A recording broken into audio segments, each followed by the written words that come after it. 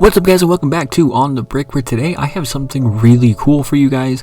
This is the custom Battle of Endor battle pack from MinifigCO. They call it the Forest Moon battle pack, but we all know what it is. The idea of doing a custom battle pack is something that has been thrown around a lot, but is a little difficult to execute correctly, and for reasons that I will be getting into later in this video.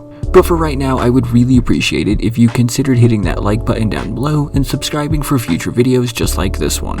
This battle pack only contains 156 pieces, which really is not that much at all. However, it also includes 6 minifigures. Yep, you heard that right, there are 6 minifigs in this battle pack. It comes with 1 authentic Lego Ewok, and then the other 5 are all custom made figures from MinifigCO themselves. You get 2 Scout Troopers, and then 3 different Rebellion Troopers as well, or Rebel Commandos as MinifigCO puts it. Each minifig, except for the Ewok, does come with their own weapons, and because these guys are so cool, I'm actually going to be showing them off in their own videos over the next few weeks on Sundays, so again, please do consider subscribing if you want to see those.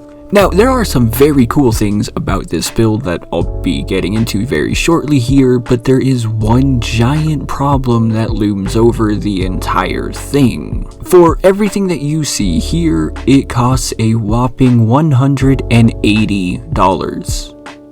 Yeah, that's 180 for 156 pieces. Now, you can't really look at it like that though, because again, this isn't authentic Lego. In fact, you really shouldn't even be thinking about the pieces at all here, because this is more for the minifigs, as battle packs always have been. Now, you can buy any of these individually, and they all cost $30 each. So when you think about it that way, you're getting 5 minifigs for $150, and then a 6th minifig plus the 3 builds for an extra $30. And while that does sound like a lot still, it is much more reasonable, especially with that Scout Speeder. Now, the first of the 3 mini builds I wanted to show off is this rolling log trap. It's a pretty small build, not really consisting of much here. You can see that it has a pretty nice and simple Technic mechanism with some foliage around it. It does the job pretty well, and it kind of works. It actually works extremely well in that the 2 Technic pins will fall over quite easily, but you do have to mess with it a little bit if you want to do it in the playstyle way. It's really not that big of a deal. I think most people who are going to be buying this aren't really doing it to play with it. And everything sits on these 2 plates. Now, just to be sure here and to be very clear, all of this is made using authentic Lego, by the way. The second included mini build is another log trap. This one, I'm not really entirely certain what it's supposed to be, but it has been a long while since I've seen Return of the Jedi. This one is literally just half a tree that's been cut. I think it's executed pretty well here. Again, you can tell exactly what's going on here, especially with those cheese wedge slopes, and then you can lift this up if you want. Look, I'm not gonna lie, those 2 are not really impressive. In fact, only the 3rd build is really nice, and I wouldn't have minded if it was the only one included, because that 3rd build is this custom speeder bike, which is by and far the best build. And in fact, you can buy this on its own for only $50, which might sound like a lot again, but you see all that detail on the tiles and the pieces there? None of that is stickers. It's all printed onto the pieces. These front wedges here, completely printed. All of this on the front of the speeder bike, completely printed. Even this kind of random tile on the back is printed. If I counted correctly, you do get 7 printed pieces on the speeder bike, which really just elevates this to a whole new level, makes it probably the coolest Lego speeder bike that I've ever built. It is a pretty fun build that looks really good, but there is one huge problem with this, and that's in the instructions, which are just bad. This is one of the steps when it comes to building the instructions here. I won't be showing more than this. Two things of note here though.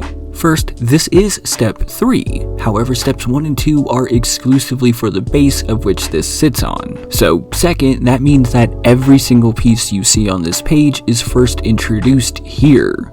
But like, the point of instructions is for you to tell me how to build this. Now, I'm not going to act like this was overly complicated and I couldn't figure it out, but that's not the issue here. If you're going to be asking people to pay $180 or even $50, this should not be how the instructions are. They should be thoroughly and accurately made, because that is part of the price that we are paying for. So personally, I would really like to see that be done better in the future. So what do I think? Is this worth the $180 price tag?